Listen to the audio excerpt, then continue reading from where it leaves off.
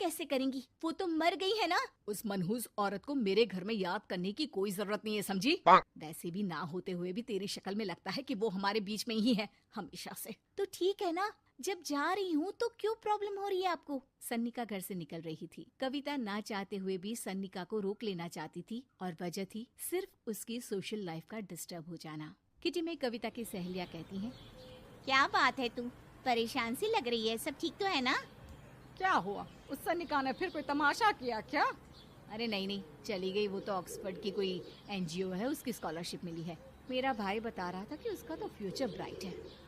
अरे चल ना, तुझे क्या, तेरा तो पीछा छूटा उससे। अरे कैसे क्या नहीं, घर का सारा काम करती थी। इसकी छोटी बेटी को भी तो उसी ने संभाला था। याद है उसकी छोटी बेटी का जो केस हुआ था, वो भी अपने सर ले लिया था। हाँ, तो बदले में सारा खर्चा भी तो हम लोग ही उठा रहे थे ना। और पता है, वो मुझसे बात भी नहीं करती, जैसे पता नहीं मैं ही उसके माँ के मरने के लिए जिम्मेदार हूँ। अरे खुद को क्यों दोष दे रही है? तूने जो किया शायद कोई नहीं करता। कविता को समझ में नहीं आ रहा था कि उसके साथ ऊपर वाले ने ऐसा क्यों किया। वो शाम को घर आती है। आज तो बहुत खुश होगी तुम, एक बला से छुटकारा मिला ना तुमको। बेचारी की जिंदगी नरक बना कर रखी थी। वो तो कहते हैं ना, ऊपर वाला सब देखता है। देखो, चुन लिया उसने अपना रास्ता। कविता का मन तो करता है कि वो पति को सब कुछ सुना दे, लेकिन सामने सास खड़ी होती है। ये तो है, बेचारे को खाना बनाने से लेकर घर के सारे काम करने पड़ते थे। बाहर का भी कोई काम होता तो वही देखती। अब देखते हैं घर का काम कैसे होता है।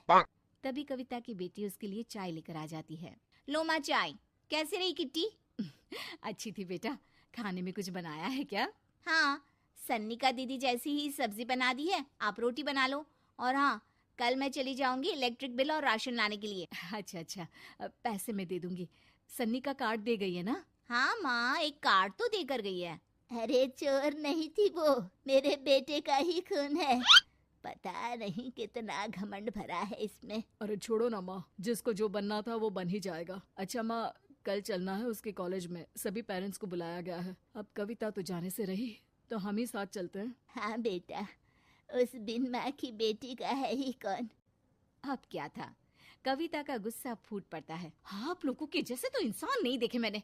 अरे मेरे सामने ही अपनी नाजायज बेटी को लाकर बिठा दिया। रोज मैं उसे देखती तो एहसास होता कि कैसे आपने मुझे इतना बड़ा धोखा दिया। जरा सोचिए तो, अगर ऐसा ही कुछ मैंने किया होता तो। अरे रहने दे, क्या नहीं किया तूने उसके बदले में। उस मासूम के साथ क्या क्या करती थी सब जानते हैं हम। अरे छोड़ो ना माँ, ये तो एक बात लेकर बैठ जाती है। चलो सोने चलते हैं।